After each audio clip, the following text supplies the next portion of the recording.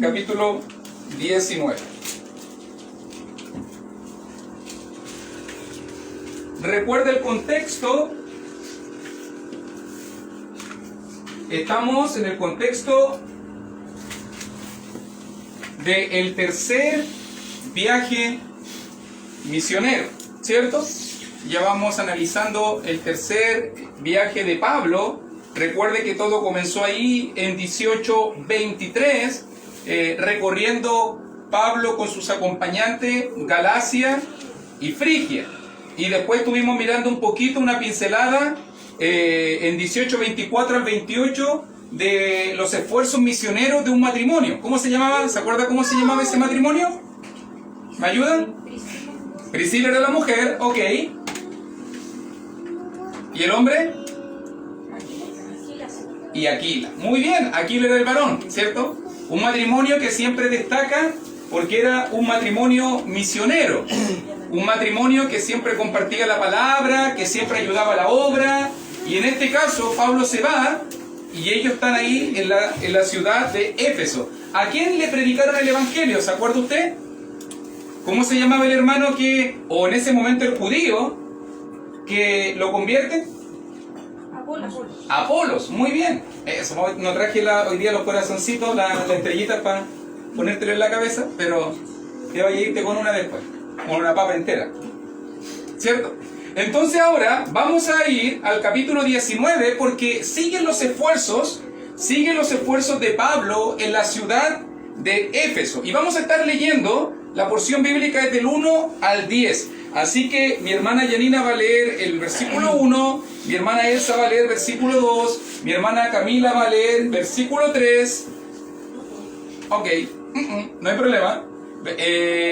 Versículo 4 mi hermano Víctor, mi hermana Magali 5, Valerita tiene 6, María Angélica 7, mi hermano Sergio 8, y yo voy a leer 9 y Yanina va a tener que leer 10 de nuevo por repetición. Dimos la vuelta entera. Por favor. Aconteció que entre tanto que Apolos estaba en Corinto, Pablo, después de recorrer las regiones superiores, vino a Éfeso, y hallando a ciertos discípulos, les dijo: ¿recibisteis el Espíritu Santo cuando creísteis? Y ellos le dijeron: ni siquiera hemos oído si hay Espíritu Santo. Entonces dijo: ¿en qué pues fuisteis bautizados? Ellos dijeron: en el bautismo de Juan. Dijo Pablo: Juan bautizó con bautismo de arrepentimiento, diciendo al pueblo que creyesen en aquel que vendría después de él, esto es, en Jesús el Cristo. Cuando oyeron esto, fueron bautizados en el nombre del Señor Jesús. Y habiéndoles impuesto Pablo las manos, vino sobre ellos el Espíritu Santo, y hablaban en lenguas y profetizaban. Eran por todos unos 12 hombres. Durante 3 meses, Pablo fue a la sinagoga y habló con valentía, discutiendo y tratando de convencerlos de lo que él estaba diciendo acerca del reino de Dios. Pero endureciéndose algunos y no creyendo, maldiciendo el camino delante de la multitud, se apartó Pablo de ellos y se separó a los discípulos, discutiendo cada día en la escuela de uno llamado Tirano. 10. así continuó por espacio de 2 años, de manera que todos los que habitaban en Asia, judíos y griegos, oyeron la palabra del Señor Jesús. Note bien, habíamos llamado la atención nosotros en 19:1. Note cómo nos presenta el impulso. Lo voy a volver a repetir porque me encanta esa idea que desarrolla el libro de los Hechos. Porque aunque se establecen iglesias en distintos lugares, en distintas regiones, en distintos continentes incluso, el Espíritu Santo sigue impulsando la obra. Mientras Pablo, versículo 1, aconteció que entre tanto que Apolos estaba en Corinto, nota muy bien, Apolos fue a predicar acá, fue convertido, fue provechoso para los hermanos, y este varón recién convertido hace su primer viaje misionero. Interesante. Un fervor evangelístico en este varón Apolos, que estaba capacitado, por lo menos, tenía las herramientas, y mientras Apolos predicaba la palabra en Corinto, al mismo tiempo, Pablo decía que recorría las regiones superiores, vino a Éfeso. O sea, el mismo Dios que usó a Apolos en Corinto, es el mismo Dios que está usando a Pablo ahora en Éfeso. Y es el mismo Dios que está trabajando en Chillán, es el mismo Dios que está trabajando en el sur, es el mismo Dios que está trabajando en el norte, es el mismo Dios que está trabajando en otro país, en otro continente, es el mismo Dios que está trabajando en todo lugar. En Corinto su representante era Apolos ahora, en Éfeso su representante va a ser Pablo. Pero así tú te vas dando cuenta que paralelamente la obra de Dios sigue creciendo. Y me encanta pensar la idea que todavía el libro de los Hechos, todavía el libro de los Hechos se está escribiendo, pero en el cielo. Ya que todavía Dios lleva un registro de la obra, de lo que su iglesia hace. Yo no sé en qué volumen vamos, pero por lo menos en el primer siglo se escribió un volumen de la historia de la iglesia, de cómo el evangelio comenzó en un pequeño punto en Jerusalén, y cómo el evangelio se expandió incluso hasta llegar a conquistar a todo el imperio romano.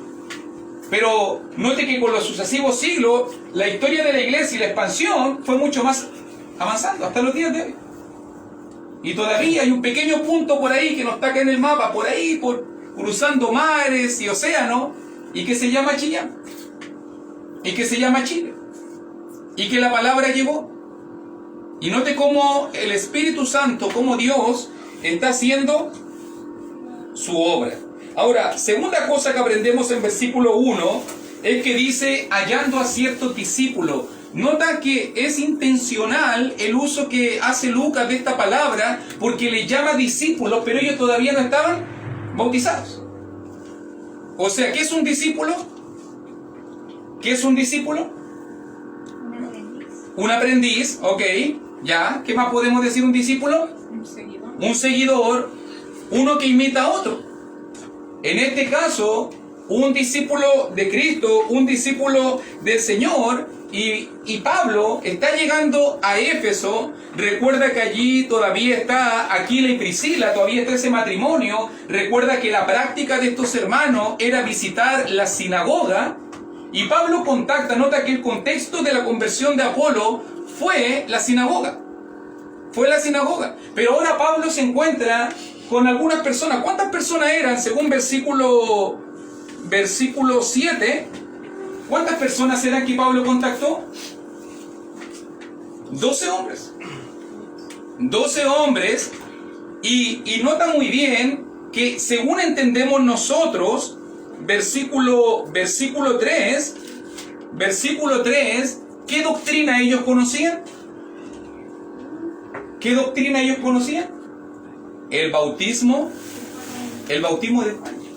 Exactamente lo mismo que Apolo, por si acaso, porque lo mismo dice en 18:25, aunque solamente conocía el bautismo de Juan. O sea, estaban en la misma posición religiosa. Ahora, te voy a hacer algunas preguntas que son sumamente importantes, que no había que abordarla en el 18, sino que hay que abordarla ahora en el 19. Nota bien, ¿el bautismo de Juan era de Dios? ¿Fue establecido por Dios? Sí, Dios lo dio. Recuerda que Juan era un mensajero de parte de Dios. ¿El bautismo de Juan era por inmersión? El bautismo de Juan era por inmersión. ¿El bautismo de Juan era para perdón de pecados? ¿Qué es lo que dice la palabra? En Mateo capítulo 3, puedes verlo. Era por inmersión, era de parte de Dios, era para perdón de pecado, ¿cierto? ¿Por qué entonces ellos se bautizaron de nuevo? Si supuestamente el bautismo de Juan era de Dios, si supuestamente el bautismo de Juan era por inmersión, la forma correcta, y era con el propósito correcto, para el perdón de los pecados. ¿Por qué entonces ellos tuvieron que bautizarse nuevamente? Alguien diría por ahí, rebautizarse. ¿Por qué ellos tuvieron que bautizarse? ¿Me ayudas un poco? ¿Qué viene el pasaje? ¿Por qué ellos? Y ahí tú vas a entender un poquito lo que pasó con Apolos Y tú vas a entender por qué muchas veces tenemos que insistir tanto con el tema de la conversión y con el tema de bautismo con la gente, porque estos hermanitos, estos 12 efesios, estaban en una posición súper complicada. Porque aunque habían seguido el mandamiento de Dios, aunque habían hecho la figura correcta, la forma correcta, se habían bautizado por inmersión, aunque lo habían hecho con el propósito correcto, el perdón de pecados, la pregunta más pertinente es, ¿era válido en ese momento el bautismo de Juan? ¿Era válido para ellos ahora? ¿Era la voluntad de Dios para su vida ahora? ¿O esa voluntad había pasado? Y si tú te fijas muy bien, sabemos nosotros por implicación, por lo que dice versículos 4 y 5, pero sobre todo el 5, es que le bautizaron en el nombre del Señor Jesús. Y el bautismo ahora, el bautismo que servía, el bautismo que hay que obedecer, es el bautismo en el nuevo pacto, el bautismo en el nombre de Jesús. Y no como una fórmula, por si acaso, no estoy diciendo una fórmula, estoy diciendo que ahora, obviamente, el bautismo que se hace en obediencia al Evangelio para participar de la muerte, de la sepultura y de la resurrección de nuestro Señor Jesucristo. Ya que el bautismo de Juan no representaba ningún símbolo, ninguna forma, solamente era por inmersión y era para el perdón de los pecados. ¿Cierto? No tenía una explicación, por si acaso, secuencial, como ahora el bautismo la tiene, como ahora lo vemos en el Evangelio. Pero nota bien ahora, y esta es la pregunta, porque mira versículo 2, cuando Pablo se encuentra con este grupo de hombres, ¿son hombres estudiosos? Claro que sí, estudiaron el bautismo de Juan. ¿Tenían temor de Dios? Claro que sí. ¿Querían obedecer la voluntad de Dios? Claro que sí. Pero mira, vivían en Éfeso, y mira donde Juan predicó. ¿Cómo tiene que haber llegado la palabra de Juan a Éfeso? Eso yo lo encuentro increíble, porque Juan no se dedicó a viajar. Juan predicó solamente en el río Jordán. Allí predicó Juan. ¿Y cómo el evangelio, o ese evangelio de Juan, cómo el bautismo de Juan tiene que haber llegado hasta acá? O ellos viajaron tal vez, o alguien le compartió tal vez en un celo evangelístico por el bautismo de Juan, pero eso muestra que estos hombres tenían un sincero interés por conocer las cosas de Dios. Entonces se encuentran con Pablo, y Pablo le hace simples preguntas. Preguntas que desnudaron realmente su entendimiento. Versículo 2, ¿recibiste el Espíritu Santo cuando creíste? Y note, versículo 2, ¿creísteis? Versículo 4, ¿en qué pues fuiste bautizado? En la mente de Pablo, creer y bautizarse es sinónimo, es exactamente lo mismo. Porque una persona que dice tener fe, es imposible que no exprese esa fe en una forma de obediencia. Porque el que dice que tiene fe y no obedece, ¿cómo lo llama eso la Biblia? Al que dice que tiene fe y no obedece, ¿cómo lo llama la Biblia? ¿Se acuerdan? Fe muerta. La fe de los demonios. ¿Cuánta gente hoy en día tiene la fe de los demonios? ¿Cuál es la fe de los demonios? Dicen que creen en Jesús, dicen que se sujetan a Jesús, dicen que creen en el Señor, pero no obedecen, tiemblan. Santiago 2:19. Entonces, en la mente de Pablo, en la mente de Santiago, en la mente de los autores bíblicos, una persona demuestra su fe a través de las obras de obediencia. Entonces, cuando Pablo le pregunta, ¿recibiste el Espíritu Santo cuando creíste? Entonces le pregunta, ¿ustedes recibieron el Espíritu Santo? Recuerde que Hechos 2:38 y Hechos 2:39 nos dice que la promesa del Espíritu Santo, el don del Espíritu Santo es disponible para aquellos que se bauticen. Recuerde que Hechos 5:32 dice que el Espíritu Santo es dado a todos los que le obedecen. Entonces Pablo dice, si ellos se bautizaron, recibieron el Espíritu Santo. ¿Usted se bautizó? ¿Se bautizó, no? ¿Recibió el Espíritu Santo? ¿Cuál es la respuesta que un cristiano debería decir? Sí, cuando yo me bauticé, ¿cierto? ¿Cierto, hermana Camila? Cuando usted se bautizó, recibió el Espíritu Santo, ¿no? ¿Cierto, hermano Mabel? Cuando nos bautizamos, aunque medio ajetreado, pero recibimos el Espíritu Santo, ¿cierto? Recibimos el Espíritu Santo. ¿Cierto que sí?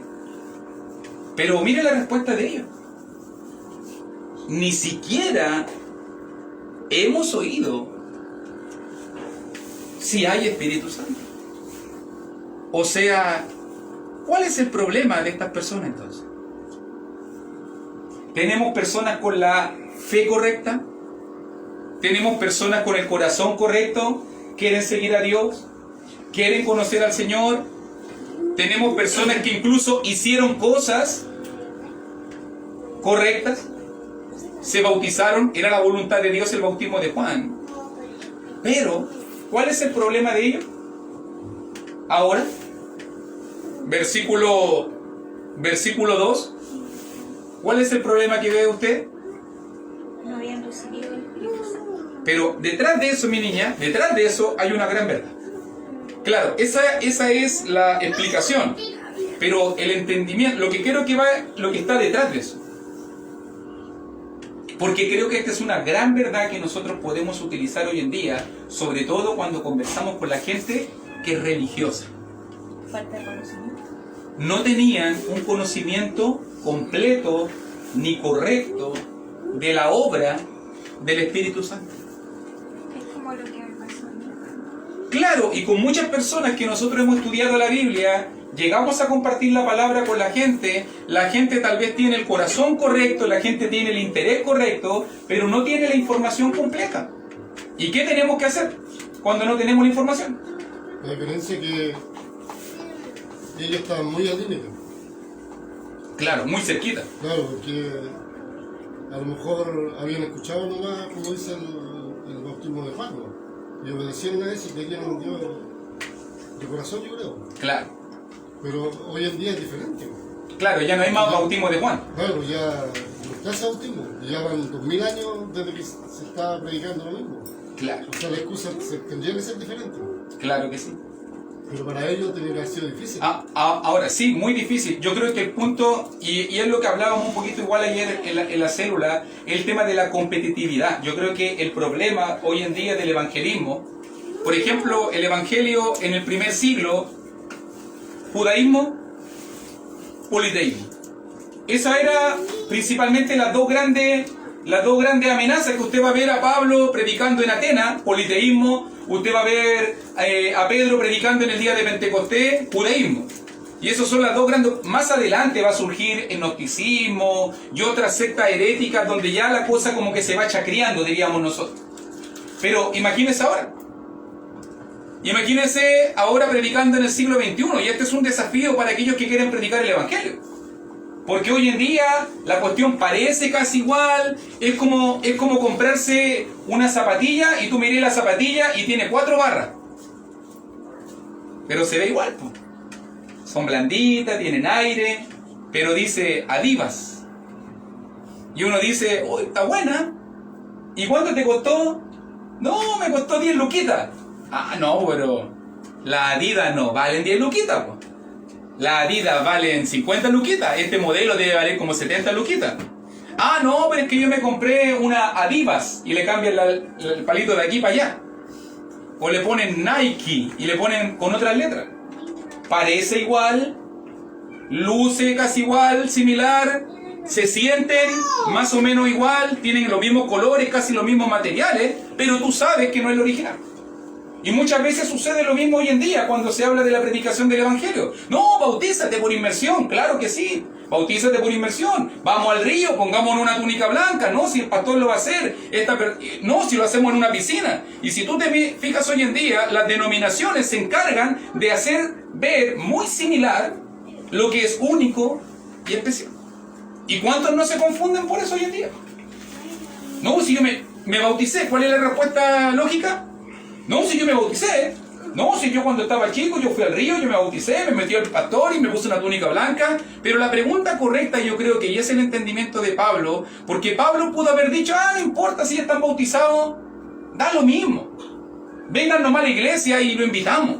Como muchas personas hoy en día son demasiado light en ese punto. Pero para Pablo ese era un tema de vida o muerte.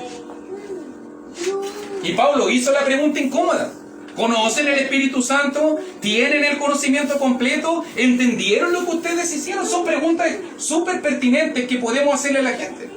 Incluso me he estado cuestionando, y mira lo que voy a decir, me he estado cuestionando en que muchas personas se bautizaron, pero no pasaron ni 1, 2, 3 semanas, ni un mes, y se dejaron de congregar y nunca más las vimos. Y la pregunta que yo me hago, ¿habrán entendido ellos realmente lo que hicieron?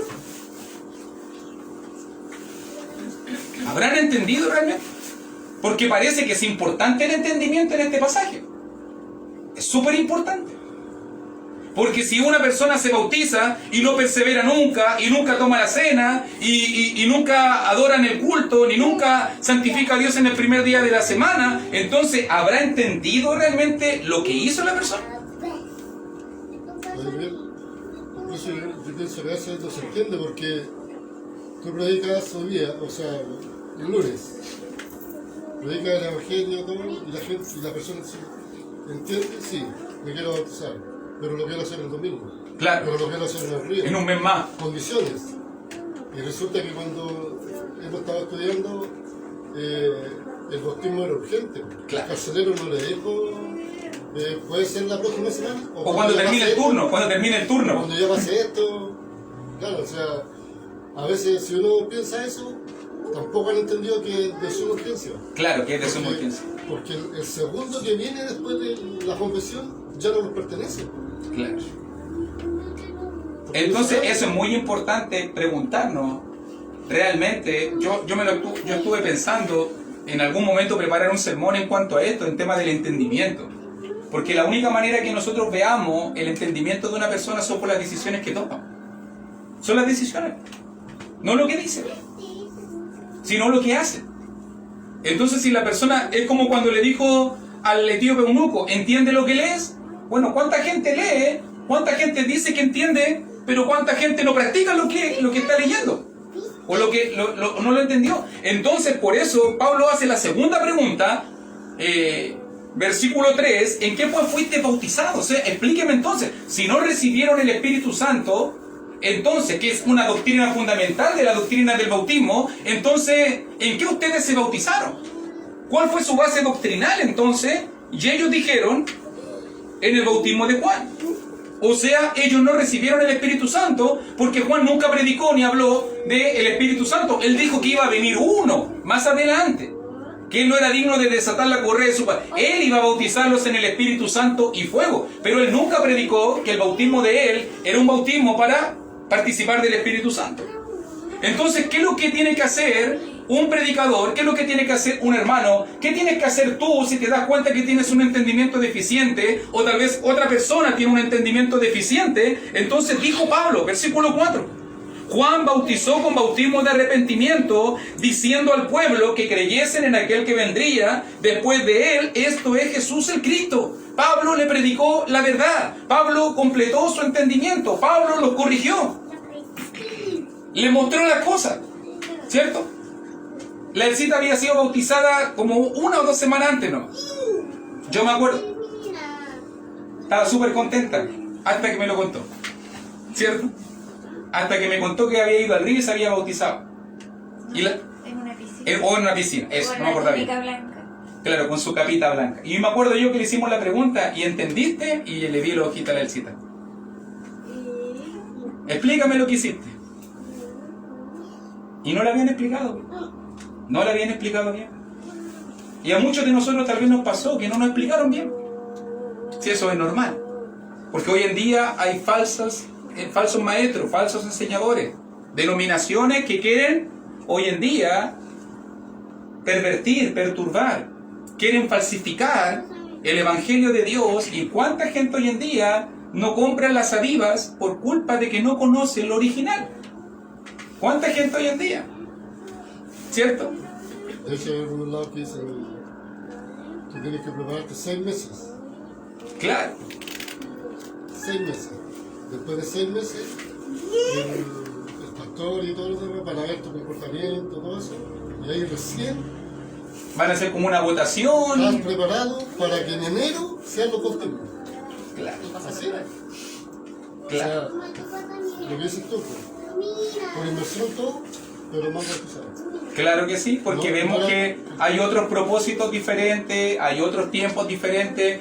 Entonces, ¿qué pasó? Uno le muestra la verdad a la gente, uno corrige el entendimiento de las personas. Pablo, ¿qué es lo que hace? Le muestra cuál es el bautismo de Juan, le muestra la diferencia. Lo que ustedes obedecieron fue un bautismo transitorio, un bautismo parcial. Juan predicó un bautismo de arrepentimiento, pero Juan mismo anunció que venía otro. Y ese es el que yo vengo a predicar ahora, el bautismo del nuevo pacto. Cuando oyeron esto, miren la reacción, versículo 5. Cuando oyeron esto, entonces los hermanos efesios, estos discípulos efesios, fueron bautizados en el nombre del Señor Jesús. ¿Y por qué se dice en el nombre del Señor Jesús? Te lo explico porque me lo preguntan siempre. ¿Por qué dicen el nombre de Jesús? ¿Y por qué no dicen el nombre del Padre, del Hijo y del Espíritu Santo? Porque la gente hace como que si hay dos bautismos diferentes en el Nuevo Testamento. Y no es así. Es porque obviamente que lo que le faltaba al entendimiento de ellos, ¿qué es lo que era? ¿Qué es lo que le faltaba a ellos de entendimiento? Versículo 4. Que Jesús era el Cristo. ¿Cierto? Eso es lo que le faltaba de entendimiento, de conocimiento a ellos. Eso es lo que ellos no llegaban a comprender todavía. Se bautizaron en el bautismo de Juan, conocían a Dios el Padre, entendían la ley antiguo testamentaria, pero necesitaban conocer a Jesús, y Pablo le presenta a Jesús, y Pablo le presenta el Evangelio. Entonces por eso ellos son bautizados por la autoridad. Entonces eso significa en el nombre, no una fórmula. En el nombre significa por la autoridad de. Entonces son bautizados por la autoridad de. Y obedecen el Evangelio, tal cual como Apolos. Entonces, ¿qué tiene que hacer la gente? ¿Qué tiene que hacer la gente que tiene un bautismo deficiente? ¿Qué tiene que hacer la gente cuando no ha entendido todo? No ha entendido que ha obedecido, no ha entendido la forma, no ha entendido el propósito, no ha entendido el Evangelio. Tiene que bautizarse. Y ¿sabe que es tan interesante este argumento? Acompáñeme rapidito, mire por favor Efesios capítulo 4, un poquito, porque ahora Pablo va a escribirle una carta a estos hombres y a toda la iglesia. Y mire en Efesios capítulo 4, versículo 5, y va a buscarlo mi hermano Eris. Efesios capítulo 4, versículo 5, y está hablando con los efesios. Ahora Pablo escribe una carta a estos hermanos, y mire lo que les dice. Un Señor, una fe, un bautismo. ¿Cómo un bautismo? ¿Cómo un bautismo? ¿No se habían bautizado dos veces? ¿No se habían bautizado por el bautismo de Juan y el bautismo de Jesús?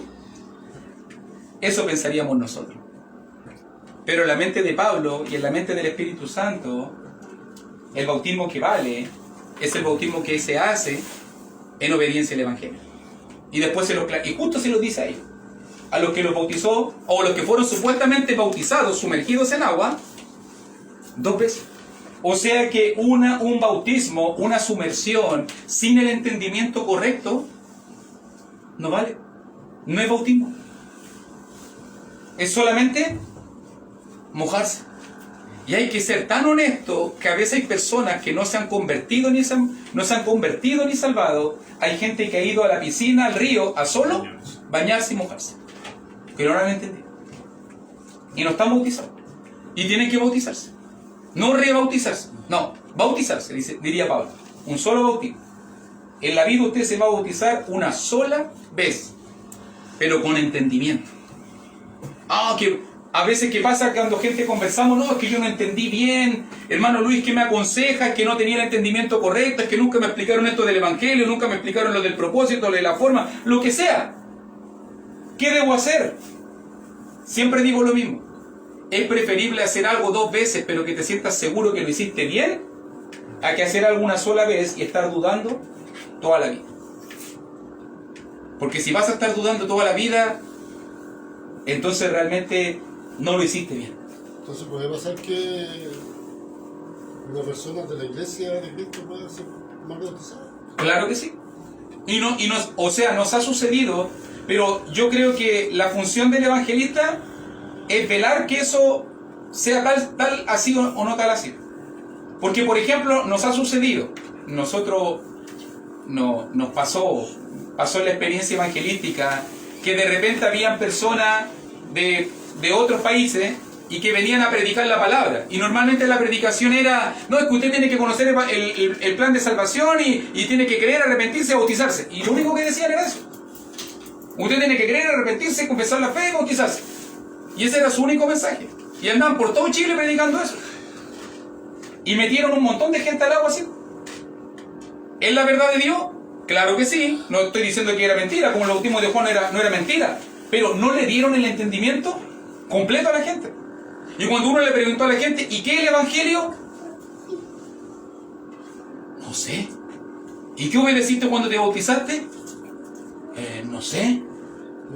Yo estoy hablando más que todo en congregación establecida. Claro, con cristianos. Sí, con cristianos. Pero, por eso te digo yo, o sea, para estas personas. Claro, ellos eran nuevos. Estaban muy al límite porque eso había pasado hace poco. Claro. Cambio, digamos. Pero si alguien viene en este siglo y tú andas con él y tú permites eso, o sea, yo me voy al caso de los que acompañaron a la gente. Claro. O sea, a esas personas. Claro. O sea, por eso uno tiene que velar y cuidar porque incluso ha pasado, pues, ¿cuántas veces se bautizaron jóvenes sobre todo? Muchos jóvenes. Y no hay más. Claro. Aquí ha pasado. O sea, y después uno dice, ¿entendió realmente? Claro, pero ¿se enseñó mal o entendieron mal? O sea, yo creo que esa es la pregunta que deberíamos hacernos. Claro. Porque si se supone que aquí mismo hubo gente que se bautizó y vino un puro domingo, después no vino más. O sea, ¿cómo llegamos al bautismo con ellos? Claro. ¿Cuál sería la lógica? Bueno, yo creo que ahí la rigurosidad tiene que ver de aquel que evangeliza. Y yo creo que la única tranquilidad que uno debería tener es si yo hice el proceso correcto. Porque, por ejemplo, una vez me pasó que conversamos con Rodrigo. Claro. Y conversamos con Rodrigo eso. Y me acuerdo, y Rodrigo a veces conversamos, me decía, tú le dijiste, le hiciste la pregunta, le preguntaste si entendía el Evangelio, lo entendía. Le preguntaste, porque conversábamos así, tú le preguntaste que estaba haciendo un compromiso no ni con Dios, no sé, ni con un hombre, ni con nadie, sino con el Señor, que era para toda la vida, que se comprometía. Y me dijo, ya cuando una persona le hace esa pregunta, ya no es falla de aquel que predicó, sino es falla de la persona que... Para allá apunto yo. Claro. Porque ¿qué pasa si después llega otra persona y conversa con esa gente y le dice, no, pero yo fui bautizado? ¿Y entendiste? La verdad no. Pero entonces va a ir a bautizarte. Claro. Y vamos a la historia y nosotros decimos, no, pues si a él se le hicieron las preguntas, claro. Claro. Pero yo fíjese que hasta aún en ese punto yo creo que siempre quiero siempre respetar la conciencia de las personas. Porque al final si la persona dice, estoy mal bautizado, y dice la persona, y quiero bautizarme de nuevo, yo no voy a hacer el obstáculo, porque yo no estoy fallando. Y yo voy a volver a explicarle lo que tengo que explicarle, y voy a hacer lo que tengo que hacer con la persona. Ahora, esa persona después va a dar cuenta a Dios, porque a lo mejor a mí me puede engañar. En su intimidad realmente, sí o si no. Porque después algunos igual, y eso hay que decirlo, y ojalá que se escuche esto, porque algunos después que quieren casarse de nuevo, se les olvida hasta el bautismo. Sí, quieren casarse de nuevo y se lo olvidaron hasta los bautismos se olvidan. No, yo nunca entendí, yo no. Y no, o sea, eso ya va a ser la honestidad de la persona, porque al final si esa persona entendió y está engañando a los hombres, a nosotros nos puede engañar, pero a Dios no va a engañarlo. Yo a lo mejor lo entendimos. Y lo hice porque... Claro, y puede ser también con un propósito. Entonces yo no me opondría. Si una persona me dice quiero ser bautizado, yo no me opondría. Amén, listo. Pero hay que recordarle a la gente que él va a tener que dar cuenta después si lo está haciendo con los propósitos correctos o no correctos, porque al final si tú miras a Pablo, veló. También yo creo que tiene que ver mucho con donde cae la semilla, porque al fin y al cabo eso uno no lo mira.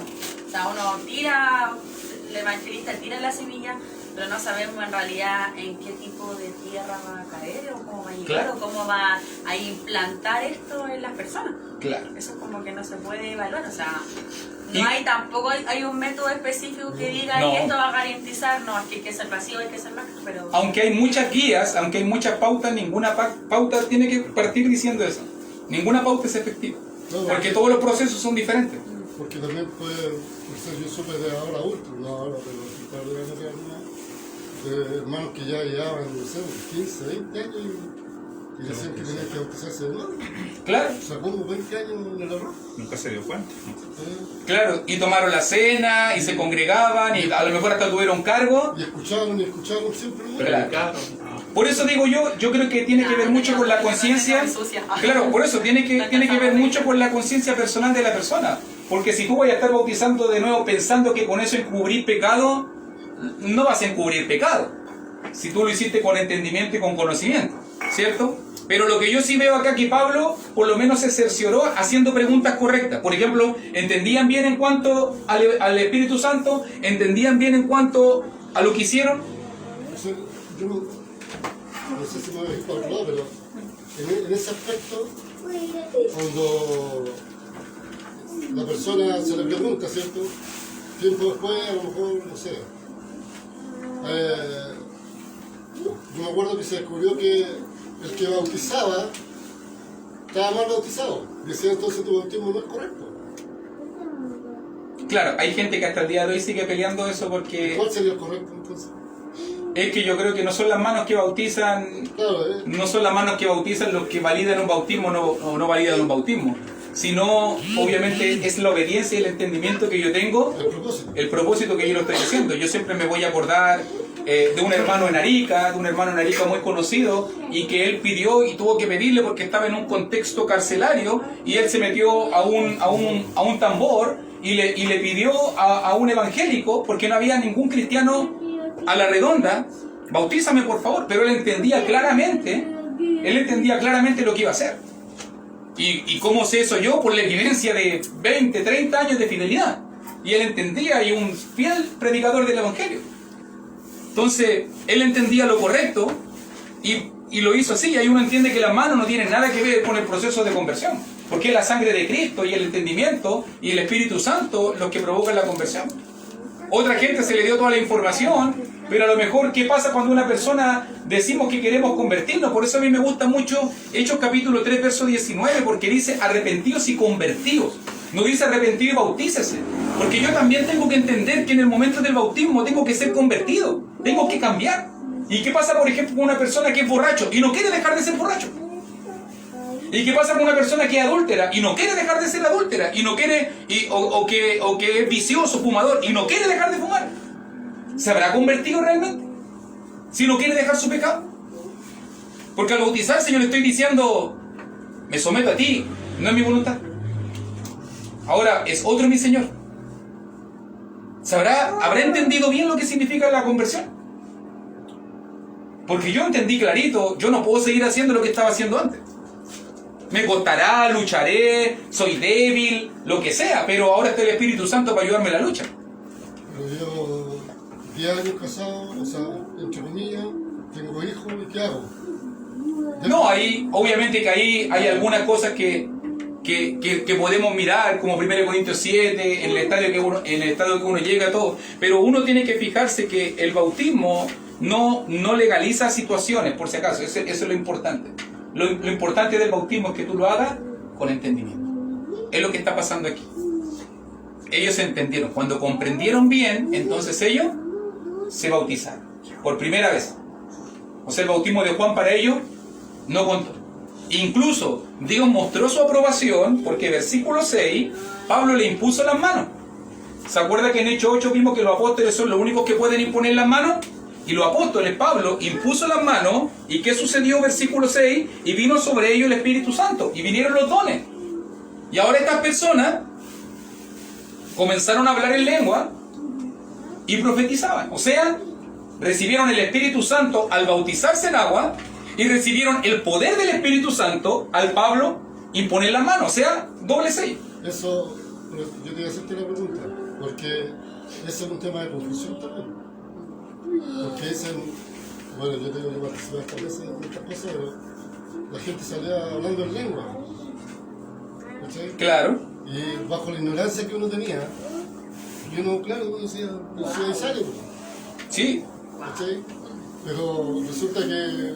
¿Te imaginas hablando en lengua, hermano Sergio? Después, No, estoy hablando en serio. No, yo sí, yo sé. Pero yo digo, ahora no pasa eso. Claro. Y esa es la distinción de el don y el Es poder. lo que tiene que quedar claro en nosotros. Claro. Porque cuando Como nosotros... perdona. Claro, y no muy bien por el enfoque, porque cuando miramos Hechos capítulo 2, nosotros entendemos que la persona cuando es bautizada recibe el don, el regalo del Espíritu Santo morando dentro de nosotros. El Dorean, lo habíamos explicado me acuerdo en esa clase hace harto tiempo atrás. El regalo, la presencia misma del Espíritu Santo dentro de ti. Pero vimos nosotros por otros pasajes como Hechos capítulo 8, Hechos capítulo 10, que hubieron personas que recibieron no solamente el regalo del Espíritu Santo dentro de ellos, sino los dones sobrenaturales del Espíritu. Como por ejemplo, cuando pasó en Hechos capítulo 8 y Simón quería pagar para que le dieran ese don y el poder de poder transmitir dones. O en el caso de Cornelio, cuando también ellos recibieron dones y capacidades. Entendemos que los dones y las capacidades son otra cosa. Otra cosa totalmente diferente. Entonces, la presencia, la morada del Espíritu es continua y permanente. Los dones, la lengua, la profecía, fueron, en este caso, solamente por un tiempo. Parciales. En este momento, como estaban vigentes, un sello de su conversión y de la obra del Espíritu Santo es que bendecía con dones sobrenaturales y ellos hablaron en lengua, ellos profetizaron. ¿Eso es mandamiento de Dios? No. Solamente fue una bendición parcial para los cristianos en el primer siglo, porque ellos vivían en la era de los milagros, en la era de lo sobrenatural. Y la iglesia en ese momento no tenía la palabra escrita, y en ese momento no estaba todo organizado, y el Espíritu Santo ayudó a la iglesia con estos dones como andamios espirituales para que la iglesia fuese edificada y construida. Pero ahora que ya la iglesia está edificada, construida, que ya tenemos la palabra, no necesitamos esos dones, porque ahora la palabra nos suple para poder cumplir todas esas cosas. ¿Ok? Y para que terminemos, eran por todos unos 12 hombres, y note ahora 8 al 10, solo para terminar la porción. Dice, y entrando Pablo en la sinagoga, habló denuedo, con valentía, por espacio de 3 meses. Note ahora que aquí no habla de conversiones automáticas. Pablo entra ahora a la sinagoga, debe ser la misma que estaba trabajando Aquila y Priscila, y discutiendo y persuadiendo acerca del reino de Dios. Pero endureciéndose algunos y no creyendo, ya viene la oposición, maldiciendo el camino delante de la multitud, se apartó de ellos y separó a los discípulos. Nota bien. Y hubo un tremendo conflicto. Y por si acaso te llama la atención la frase ahí en versículo 9, el camino, es favorita de Lucas, es otra manera de llamar a la iglesia. Por ejemplo, en 9.2, cuando uno mira en Hechos capítulo 9, versículo 2, por ejemplo, dice en Hechos 9.2, y le pidió cartas para la sinagoga de Damasco, a fin de que se hallase algunos hombres o mujeres de este camino. ¿Usted sabe cómo se le llamaba a la iglesia en el primer siglo? El camino. El camino. Iba a aparecer, por ejemplo, en 16, 17, en 18, que lo noté acá, 25, 26, en 19, 9, en 19, 23 también va a aparecer. Hubo por aquel tiempo un disturbio no pequeño acerca del camino. También va a aparecer en 22.4, va a aparecer en 24.14, 22, y se va a hablar de la iglesia como el camino. ¿Por qué? Porque me pregunté, lo más importante de la pregunta es ¿por qué? ¿Por qué a la iglesia se le llamaba el camino? Porque obviamente hablaba de una senda. Hablaba de algo que se hacía siempre. No era un paso. No era el paso de la fe que tú dabas. No era la caminata breve que se daba. Era un camino. Y eso muestra la persistencia, eso muestra la perseverancia, eso mostraba que era un andar diario, era un vivir. Por eso es que se le llamaba a la iglesia el camino, porque cambiaba el camino de las personas, porque nos acercaba a Jesús, que era el camino verdadero, y andábamos por la senda verdadera.